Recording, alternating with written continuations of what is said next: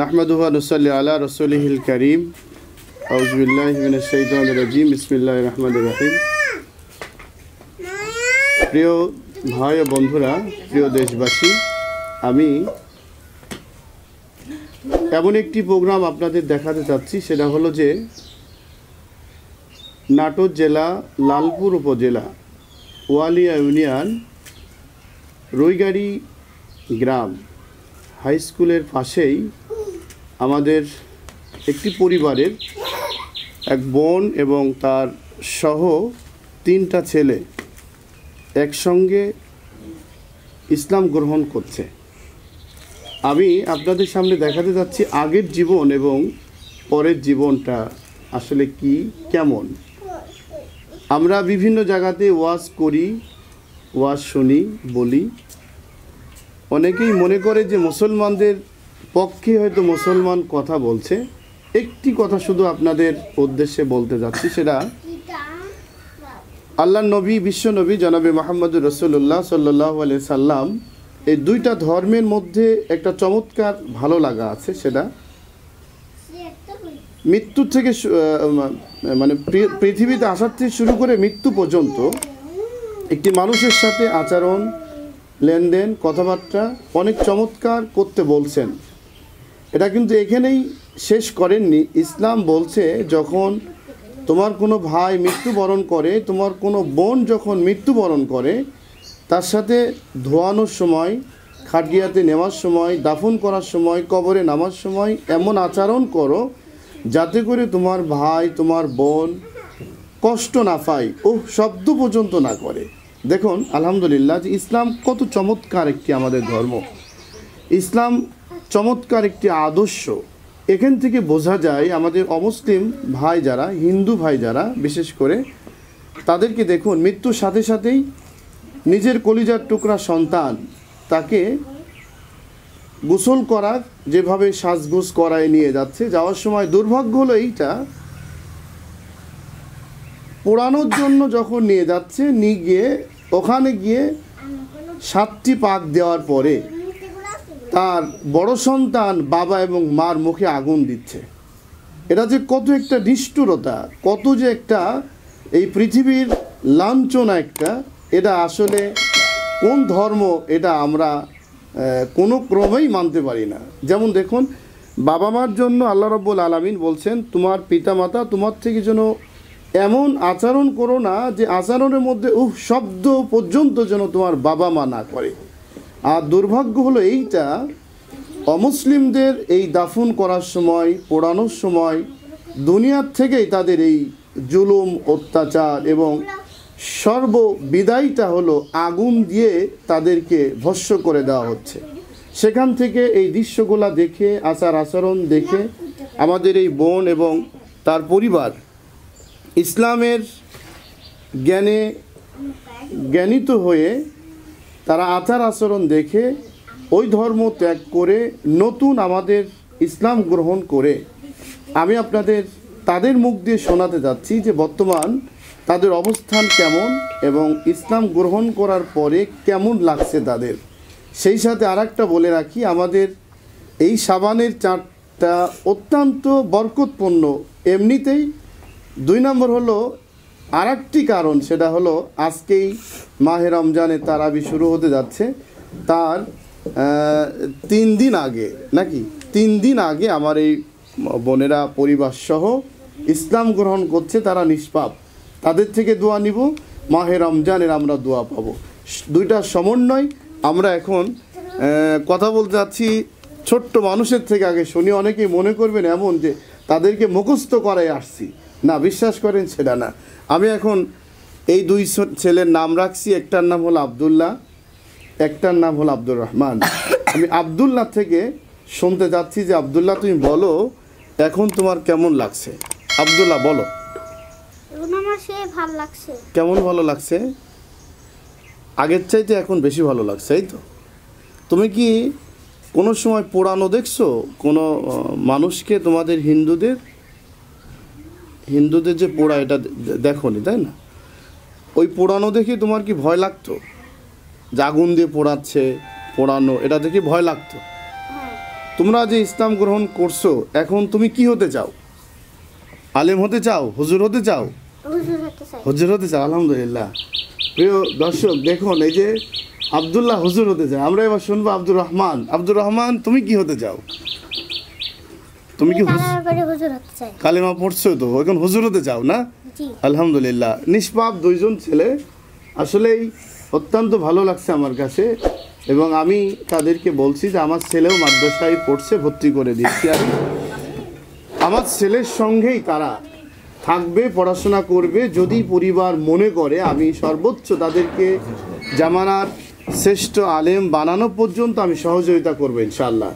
প্রিয় ভাইরা, আমি এবার তার মাঠ থেকে শুনতে যাচ্ছি। প্রিয় বোন, আপনি বলেন যে আসলে সত্যিকারেই আমাদের এই পরিবেশ পরিস্থিতিতে এসে আপনার আগের জীবনের একটু বিবরণটা দিবেন, আর বর্তমান অবস্থানটা আপনার কেমন লাগছে একটু বলবেন প্লিজ। আসসালামু আলাইকুম। আমার আগেকার থেকে এখন অনেক ভালো লাগছে। আর আগেকার যে পরিবেশ আমি ছিলাম, মানে ওগুলো আমার কোনো মতে ভালো লাগতো না। মানে উঠা বসা, পরে কাজ কাম দেখে সব কিছুতেই মানে আমার পূজা করতেন কোনো সময়? হ্যাঁ, আমি আগে করতাম, কিন্তু ওগুলো তো আমার মন বসতো না, মানে ভালো লাগতো না ওগুলা দেখে। মানে যারা ওগুলো যে পরিবেশে ওগুলো করতো, ওরা ওগুলো দেখে আমার একটু ভালো লাগতো না। আচ্ছা বোন, একটু যদি আমি কথা বলে রাখি যে এই যে পূজা যখন করতেন আপনারা, আপনার বয়স এখন কত? আমার বয়স এখন 35 আপ। প্রিয় দর্শক, বিষয়টা একটু ভালো করে দেখুন যে 35 বছরের আমার এই বোনটা, সত্যিকারেই আপনাদের যে কিতাব, যেই কিতাব দেখে আপনারা পূজা করছেন বা এই ধর্মটা অনুসরণ করতেছিলেন, সেই কিতাবটাকে আপনি পড়তে পারেন? জি না, আমি কখনো পড়তে পারি না, কখনো পড়েও নেই। কিন্তু কত দুর্ভাগ্য যে আমাদের কিতাবটা ওপেন, কোরআনটা হলো ওপেন। আপনি কি কোরআনের কোথাও দেখছেন যে ছোট্ট একজন বালক, আমার মেয়েটার বয়স শুধুমাত্র 2.5 বছর, তিনি এখন বিসমিল্লাহ পড়তে পারে, ইসলামের বইগুলা পড়তে পারে? এবং সেদিনকে দেখলাম 2.5 বছর বয়স হাফেজ বাহির রাষ্ট্রে। দেখুন, আমার বোনের বয়স 35, কিন্তু দুঃখজনক হলেও সত্য, তাদের মূল যে কিতাব এটা তারা দেখতে পারে নাই। বোন, আপনি বলেন আমাদের কোরআন সম্পর্কে আপনার ধারণা কি বলেন? কোরআন সম্পর্কে অনেক ভালো ধারণা, মানে এর মধ্যে মেলা কিছু শান্তির একটা, মানে শান্তি জাতীয় একটা জিনিস আছে। ইসলাম যে শান্তির ধর্ম, এই শান্তি অনুভব আছে আলহামদুলিল্লাহ। মানে সবকিছু দিয়ে ইসলামের মতো মানে কোনো জায়গাতে আমি কোনো জায়গায় শান্তি খুঁজে পাইনি। মানে হিন্দু ধর্ম যতদিন আমি থেকেছি অন্ধকারে ছিলেন, অন্ধকারের মধ্যে, কিন্তু আমার কিছু ভালো লাগেনি ওগুলা। আলহামদুলিল্লাহ, আলহামদুলিল্লাহ। পরিবেশ আমার থাকতে ইচ্ছা করেনি। আরেকটি বিষয় যদি আপনাকে বলে রাখি, দেখুন এই যে আপনি যে ইসলাম গ্রহণ করলেন, আপনার বাবা মা, শ্বশুর শাশুড়ি, পরিবার পরিজন সবগুলো এখন আপনাকে তেজ্যপুত্র করে দিল। এই তেজ্যপুত্র করাটাতে আপনার মনে কতটুকু কষ্ট? আমার মনে কোনো কষ্ট নাই, আলহামদুলিল্লাহ। আমি আরো ভালো, মানে আমার মনে কোনো কষ্ট নাই। আমি আরো এখনো ভালো, যদি কেউ আমার সাথে সম্পর্ক রাখতে নাও চাই, তাও আমার কোনো দুঃখ নাই। মানে পৃথিবীর তো সবচেয়ে বড় মালিক আল্লাহ। জি, আল্লাহ যদি কারোর সাথে করে আসছি, আল্লাহ যদি কারোর সাথে থাকে আর তো কিছু লাগে না।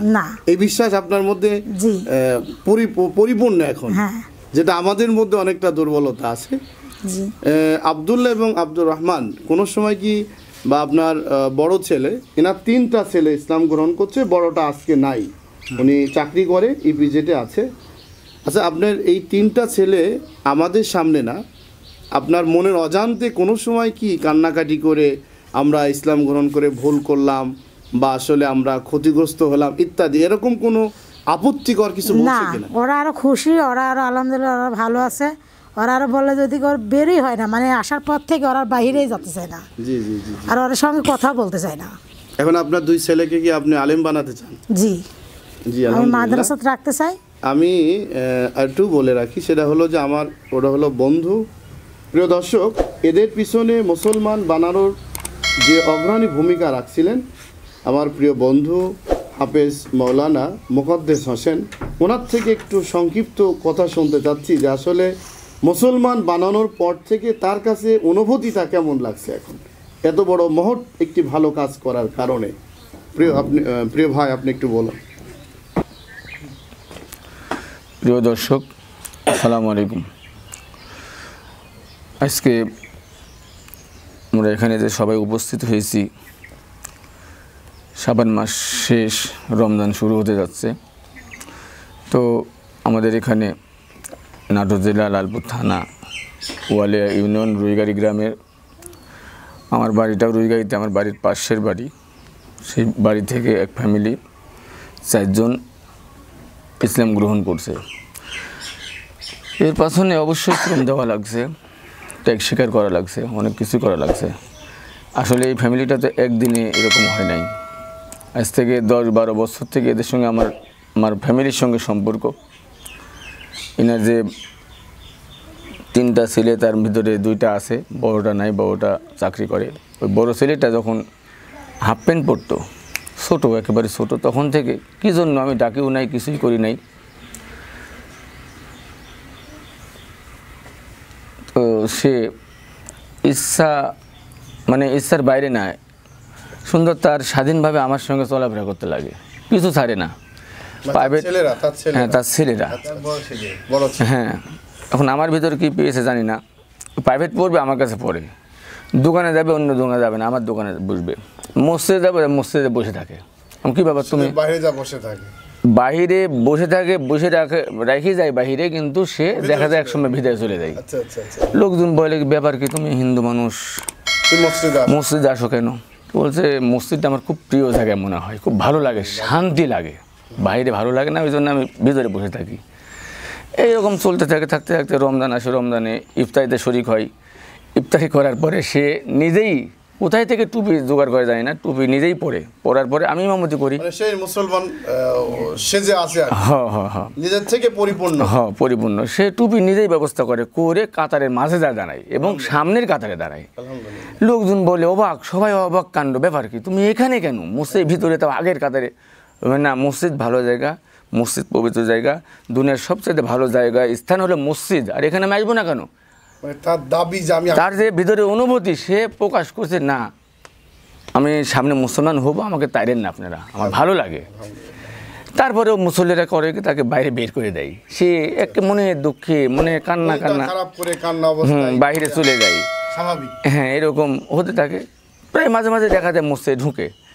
কোনোদিন যদি মুসল্লিরা টের পায়, জানতে পারে, বের করে দেয়, জানতে না পারলে সে আমাদের সঙ্গে নামাজ পড়ে বের হয়ে যায়, এই আর কি। এই আমি নামাজে ইমামতি করি, দেখা যাচ্ছে আমি ডাকি নাই, জুম্মা নামাজে চলে গেছে। কিরে নীরব এখানে, আমি তো আর সামনে থেকে কিছু বলতে পারি না, দেখি অবাক লাগে আর কি। এই করতে করতে করতে করতে তার মাটাও শুরুর থেকে আমার ফ্যামিলির সঙ্গে ওঠা বসা করে। এই ওঠা বসা করতে করতে করতে করতে কি তার ভালো লেগেছে বলতে পারবো না। তার মা কিছুদিন যাইতেই ছেলে যখন হাফ প্যান্ট সাইডে দিল, ফুল প্যান্ট বড় দিল, তখন তার মা আমাকে ডাকলো যে ভাই শুনেন। কী বলেন? আসলে আমরা যে ধর্মটা আছি, এই ধর্মটা তো আসলে সঠিক ধর্ম না, ভুয়া ধর্ম। তার মা এখানে আছে, সাক্ষী দেবে। আমি যদি একটা মিথ্যা বলি যে এই ধর্মটা আসলে সঠিক ধর্ম না, যেগুলো পালন করছি সব ভুয়ার উপরে করছি।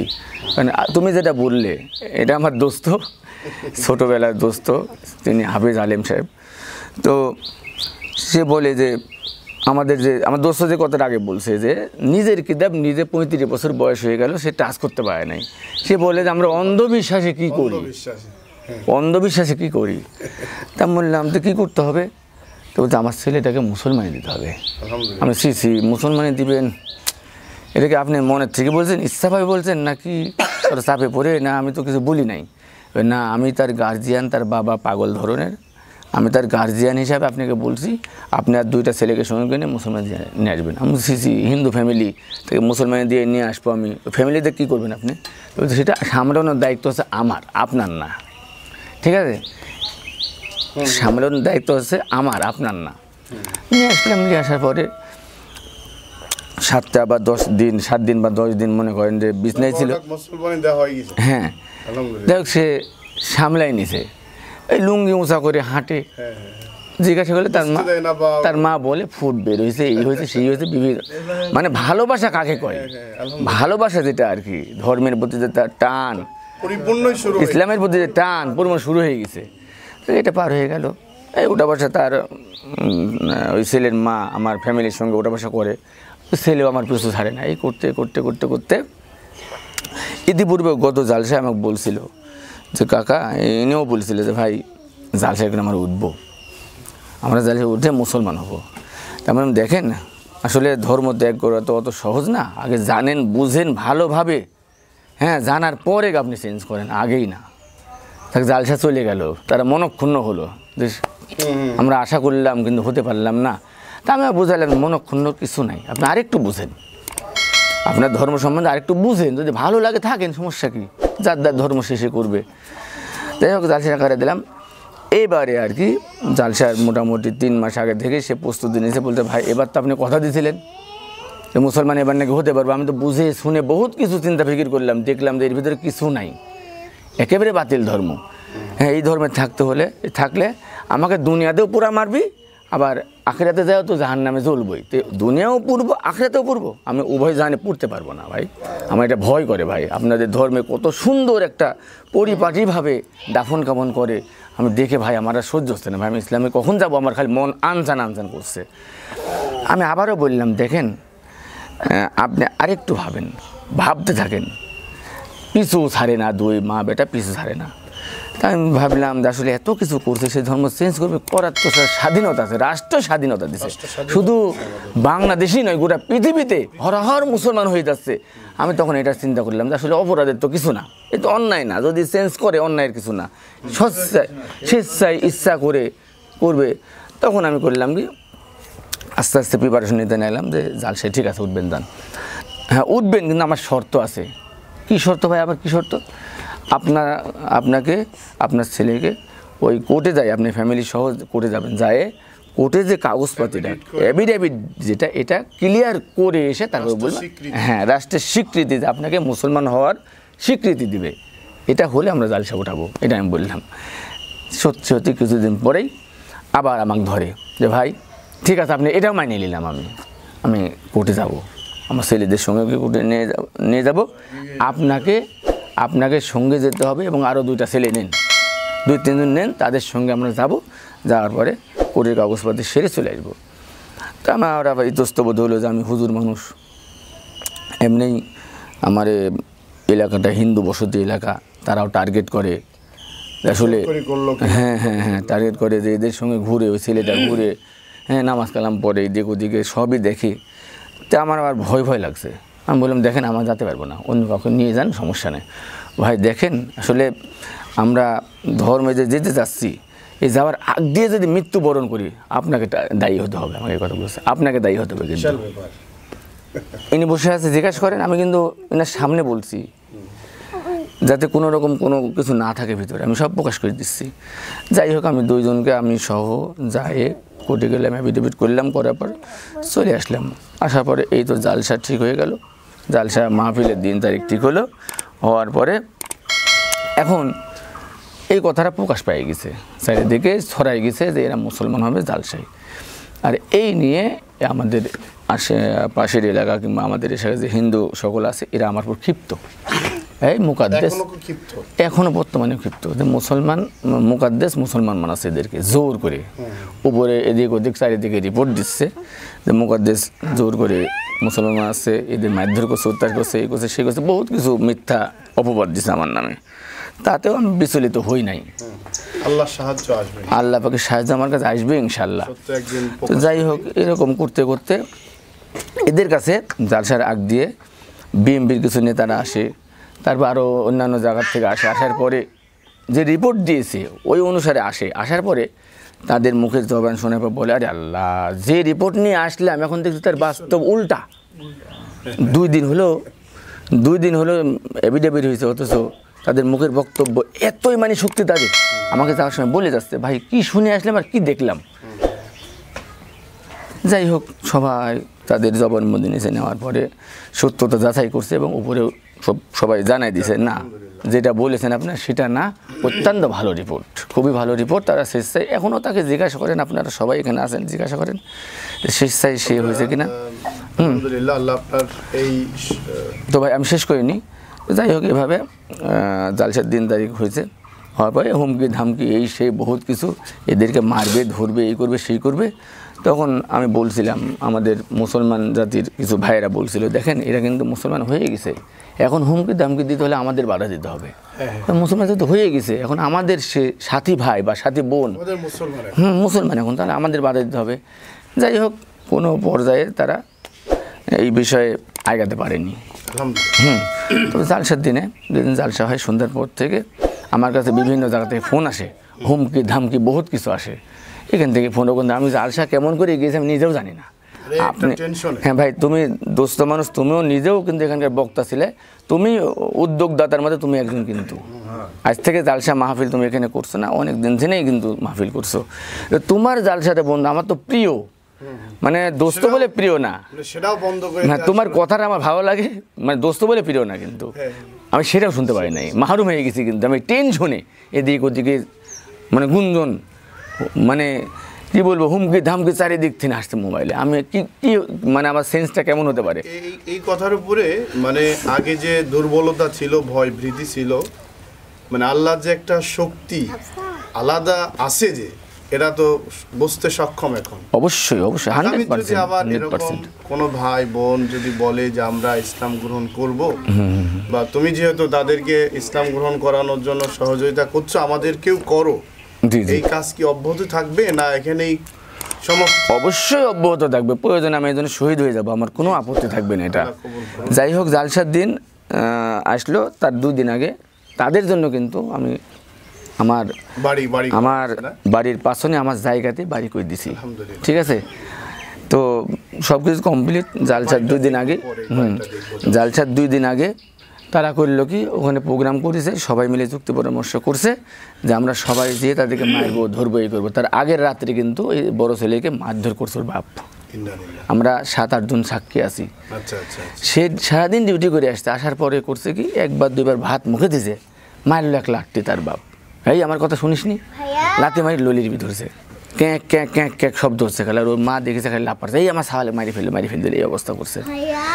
সেটা গেল, এটা দেখে আর ওখানকার দেখলাম যে সব প্রোগ্রামগুলো দেখে মিলে গেল, আসলে তো টর্চারিং করতে পারে। পরের দিন পরে ওনার ছেলে এনাকে ফোন দিয়ে বললো, মা আমাদের জন্য তো মুসলমানরা করছে, বাড়ি তৈরি করে দিছে, ওখানে চলে যাই, আমরা চলে যাও। উনি ওনার কথা শুনে এখানে চলে আসছে।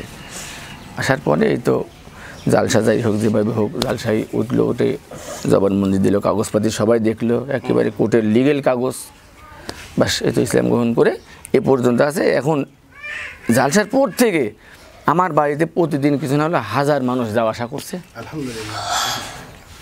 শুধু আমাদের দেখার জন্য না, কিন্তু এই যে নব মুসলিম শুধু দেখার জন্য না, দোয়া নেওয়ার জন্য না, সাহায্য সহানুভূতি যেগুলো আছে, আশ্বাস যেগুলো আছে, সাহায্য করছে এবং আশ্বাস দিয়ে যাচ্ছে, মা কিংবা ভাই কি বেটা আমরা আছি, তোমাদের পাশনে সমস্যা নাই, যত রকম কিছু লাগে আমরা টেকেল দেবো ইনশাল্লাহ।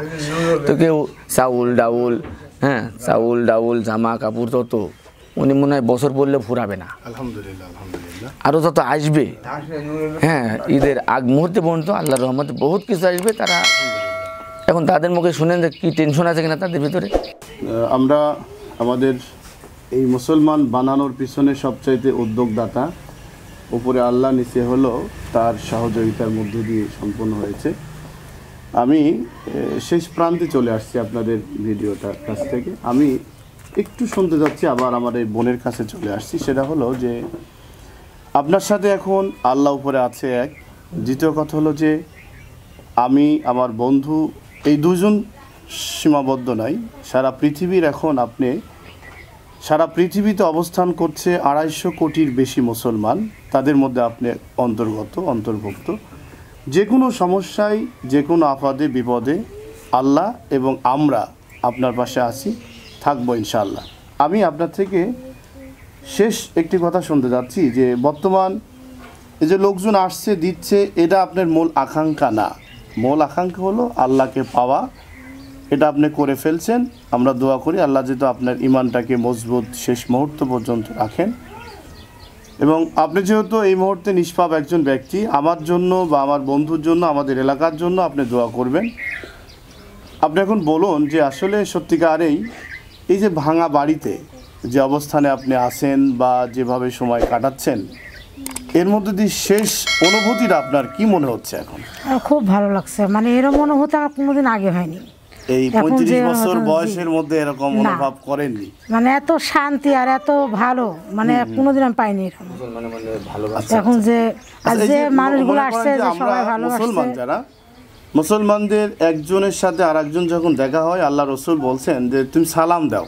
সালাম শব্দ অর্থ হলো শান্তি।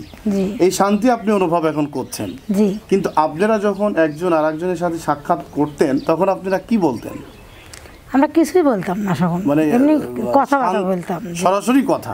মানে এর মধ্যে কোনো শান্তি, রহমত বা এই জাতি ইত্যাদি এগুলোর কোনো সাবজেক্ট না, না এগুলো নাই। আচ্ছা, আপনার কি এরকম মনে পড়ে যে আপনার এই 35 বছর লাইফে কেউ মারা গেলেন, আপনি তার দাফন কাফনে আপনাদের যে সিস্টেম অনুযায়ী গেলেন, দেখলেন, বা এই আগুন দেওয়াগুলা দেখলেন, এরকম কি আপনার মনে পড়ে? হ্যাঁ, আমি দেখেছি। এটা যে আসলে বেদনাদায়ক, কত কষ্ট, এটা কি আপনি কিছুটা? আমি ওগুলা দেখেছি, মানে ওগুলা দেখে এতটা কষ্ট লাগে যে একজন মানুষ হয়ে যে পুরায় যে কষ্টটা, সে মানুষটা যে কি অবস্থা থাকে, আর ওই যা দৃশ্যটা দেখা যা কষ্টদায়ক, এরকম কষ্টদায়ক পৃথিবীর মনে কোনো জায়গাতে আর নাই। নাই না? জি। যাক, এখন আল্লাহ রহমতে আপনার যে স্বামী এখন আপনার কাছে নাই, স্বামী আপনাকে তালাক দিছে না আপনি তালাক দিছেন, না এমন অবস্থায় আছে? এমন অবস্থা আছে, স্বামীও আমাকে তালাক দেয়নি, আমিও তাকে তালাক দিই না। এমন অবস্থায় রাখবেন, জি, আল্লাহ যদি হেদায়েত দেয় তাহলে আমার স্বামী আমার কাছে যদি আসে তাহলে আমি নিব ইনশাআল্লাহ। আমি এই যে আপনি স্বামীকে মাইনাস করে চলে আসছেন, যদি কোনো সময় আপনার স্বামী কথা বলতে চায়, বলে, আপনি দূরত্ব অবলম্বন করে কথা বলবেন, মেসেজ পাঠাবেন, দাওয়াত দিবেন, আপনার উদারতা আপনি দেখাবেন। ইসলাম সকল সময়ের জন্য উদারতা দেখানোর জন্য বলছে। আপনার মাধ্যমে যেন সে এমন কোনো কষ্ট না পায় যে ইসলামে আসতে তার কষ্ট হবে, এরম যেন না হয়। আপনার জায়গা থেকে আপনি তাকে দাওয়াত দেওয়ার দরকার, আপনি দাওয়াত দেন, মেসেজ পাঠান। এই যে আজকে কয়েকটা দিন হয়ে গেল আপনি আসলেন, আসাতে এর মধ্যে কি কোনো সাক্ষাৎ হয়েছে? আর জি না।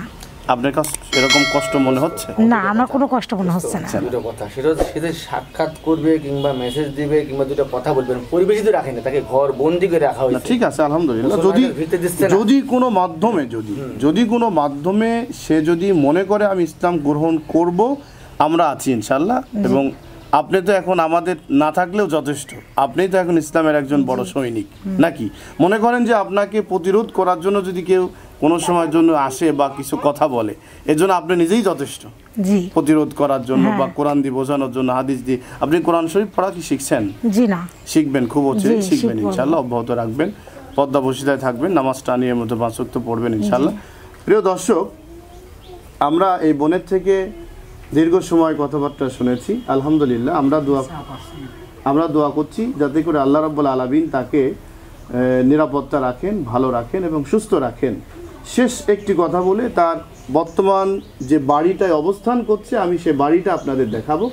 সেই সাথে পুরা দেশবাসী যে যেখান থেকে আছেন, এই বোনের জন্য, এই ছেলেদের জন্য আপনারা দোয়া করবেন ইনশাআল্লাহ। এবং জামানার শ্রেষ্ঠ আলিম হিসাবে যেন আল্লাহ তাদেরকে কবুল করেন, আল্লাহর ওলি হিসাবে কবুল করেন, আমি এবং আপনারা সকলেই দোয়া করবেন ইনশাআল্লাহ। প্রিয় বোন, আমি আরেকটি কথা বলে শেষ করতে যাচ্ছি। আপনার মার বংশ যেটা, আপনার যে মার বংশ, শ্বশুরের বংশ হলো এখানে, মার বাড়ি কোথায়? মার বংশ থেকে কোনো আপনাকে চাপ দিচ্ছে কিনা, কথা বলছে কিনা এরকম? না, আমার সাথে কেউ কথা বলেনি, যোগাযোগ রাখেনি। মানে ওরা আসছিল আমাকে নিতে, মানে আমি তো যাওয়ার জন্য আসিনি। আমি ইসলাম গ্রহণ করার পরে না আগে? ইসলাম গ্রহণ করার আগে আমাকে নিতে আসছিল, মানে হ্যাঁ, মানে মেলা নানা রকম কথা বলেছে আমাকে নিয়ে যাওয়ার জন্য।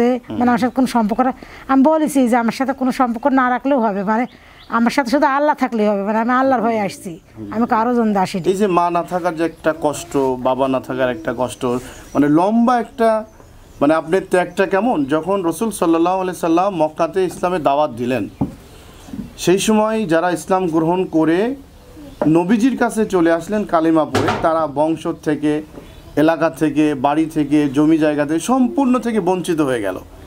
ছেলে মেয়ে পরিবার সব কিছু বিসর্জন দেওয়ার পরে তাদের যে সিদ্ধান্ত ছিল আর আপনার সিদ্ধান্ত আমি দেখছি একদম অ্যাকুরেট, হুবহু মিলে যাচ্ছে। সেটা হলো যে তারা বলতো আমার আল্লাহই যথেষ্ট, আপনিও বলছেন আল্লাহই যথেষ্ট। আমি যতদিন মুখের কথা বলছেন না, আমার অন্তর থেকে বলছে, আমি যতদিন বেঁচে থাকবো ইসলাম ধর্মতেই থাকবো। কেউ হয়তো মনে করতে পারে যে হয়তো এখন থাকছে, পরবর্তী চলে যেতে পারে, কিন্তু আমি তা করবো না, আমি আল্লাহর ভয়ে আসছি। মনে করেন যে পরবর্তীতে আপনি চলে গেলেন, চলো যদি যান, তাহলে ইসলামের কতটুকু ক্ষতি হবে মনে করছেন? আমি তো কখনো যাবই না। আর ক্ষতি মানে মনে করছেন জি না, আপনার ক্ষতি হবে, আমারই ক্ষতি হবে, আবার নিজের ক্ষতি হবে, কারণ আমি ইসলাম থেকে চলে যান তাহলে ক্ষতি হলো আপনার, আমার হবে। জি জি জি। যাক আলহামদুলিল্লাহ, আমার বোন সমস্ত ত্যাগ স্বীকার করে, সমস্ত চাপকে মাইনাস করে, পরিবার, শ্বশুরের বংশ, শ্বশুরের ফ্যামিলি, তার হলো মার বংশ, মার ফ্যামিলি, টোটাল একদম সব কিছু আত্মীয় স্বজনকে বিসর্জন দিয়ে আজকে এমন একটা প্ল্যাটফর্মে দাঁড়িয়েছে যেখানে একমাত্র ভরসা আল্লাহর উপরে। এই আল্লাহর উপরে ভরসা রেখে তিনার সবেমাত্র আজকে 3 দিন হলো, 4 দিনের মাথায়, আজকে তো 4 দিন তাই না, 4 দিনের মাথায় মাহে রমজান। মাহে রমজানের বরকত দিয়ে আল্লাহ রাব্বুল আলামিন তার ঈমানটাকে ওয়াদাসিমু বিহাবলিল্লাহি জামিয়া, আল্লাহ বলছে প্রাচীরের মতো মজবুতভাবে ইসলামের রশ্মিকে ধারণ করো। আমরা দোয়া করছি আমার বোনের জন্য, তার পরিবারের জন্য, আল্লাহর জন্য প্রাচীরের মতো এই মাহে রমজানের রোজা দিয়ে তার ঈমানটাকে মজবুত করে দেয়। আপনি কি রোজা থাকতে প্রস্তুত? জি আলহামদুলিল্লাহ, আপনাকে আল্লাহ সুস্থ রাখুক, ভালো রাখুক, সমস্ত বিপদ থেকে মুক্ত করুক, আমরা দোয়া করি। আপনি আমার জন্য দোয়া করবেন। জি প্রিয় ভাইরা, আমার বন্ধু 2টা কথা বলবে, এরপরে আমরা 2টা কথা বলবো, অন্য কথা না। যখন তার বাপের বাড়ি থেকে লোকজন আসলো, আসার পরে তাকে নিয়ে যাবে, তানা হাসরার মতোই একরকম, সে বলছে না আমি ইসলাম গ্রহণ করেই ফেলছি অলরেডি, আমাকে নিয়ে যেতে পারবে না, কারণ আমি তোমাদের ভালোবাসায় তো আমি আসিনি, হিন্দুদের ভালোবাসা না, মুসলমানের ভালোবাসা না, আমি আল্লাহর ভয়ে আসছি, আল্লাহকে ভালোবাসি আমি। এই হ্যাঁ, এটা আমি আল্লাহর ভালোবাসাতে আসছি, আল্লাহর প্রেম প্রীতি আমার যথেষ্ট, আল্লাহ পাক যদি আমাকে সাহায্য করেন আর কারো সাহায্য লাগবে না, এখানে তার বক্তব্য। তো ওনার বাপের বাড়ি যে মহিলারা আসতো তারা বলছে, শুনে যারা ইসলাম গ্রহণ করছে তারা কিন্তু ভালো নাই, তুইও কিন্তু এক পর্যায়ে কিন্তু দিশেহারা হয়ে দেবি, তখন কিন্তু আর দেখবো না আমরা। তো তিনি ইসলাম গ্রহণ করে আসার পরে যখন এখানে আসলেন, আসার পর যখন দেখলেন যে মুসলমানদের মহিলা পুরুষ নাই, ঢল নামছে আর প্রতিজনের হাতে সহযোগিতা, চাউল ডাউল কাপড় চোপড় যত কিছু লাগে সব কিছু আনছে, তখন বলছে আল্লাহ আমাদের কাছে বলছে আর কি, উনি তো সামনে আছে, আমি তো মিথ্যা বলছি না, যে যেটা বললো তার উল্টা আমরা যা আনছে এগুলো তো খেয়ে ফুরাতেই পারবো না। তা আসলে সে যে ধর্ম ত্যাগ করে মুসলমান ধর্মে আসছে, ইসলাম ধর্ম গ্রহণ করছে, আমাদের সবার উচিত, তার তো এখন বাপ মা ভাই বোন পরিবার পরিজন গোত্র জমি জমা টাকা পয়সা যত কিছু ছিল ধন সম্পদ সব কিছু রেখে ত্যাগ, সে বড় ত্যাগ স্বীকার করে কিন্তু আমাদের ধর্মে আসছে। এখন আমাদের উচিত তাদেরকে, আমার হয় বোন, হ্যাঁ ভাইস্তি, হ্যাঁ কারো যে সব আত্মীয় কিন্তু আমরা মুসলমানরা, আমাদের উচিত যে তাদের দিকে একটু নেক নজর করা, হ্যাঁ নেক নজর দেওয়া, সহযোগিতার হাতটা বাড়ায় দেওয়া, যাতে করে তারা অভাব অনটন কিংবা আগের ধর্মের কথা মনে না হয়, যে না এসে তো হিন্দু ধর্মই ভালো ছিল, এরকম যেন না হয়। এখনও তারা কিন্তু সুন্দর কথা বলছে, এরকমভাবে আমরা সবাই একটু সহযোগিতার হাতটা বাড়াই দেবো ইনশাল্লাহ। আমার কথা অনুযায়ী যারা সহযোগিতা আসলে করতে চান বা ইচ্ছুক অনেকে আছে এরকম সদয় ভাই বোন, যে তারা সব কিছু ত্যাগ করে ইসলাম ধর্ম গ্রহণ করছে, সহযোগিতা করবেন, তাহলে আমার নাম্বারটা নেন, এই নাম্বারে বিকাশ আছে, নগদ আছে, সমস্যা নাই।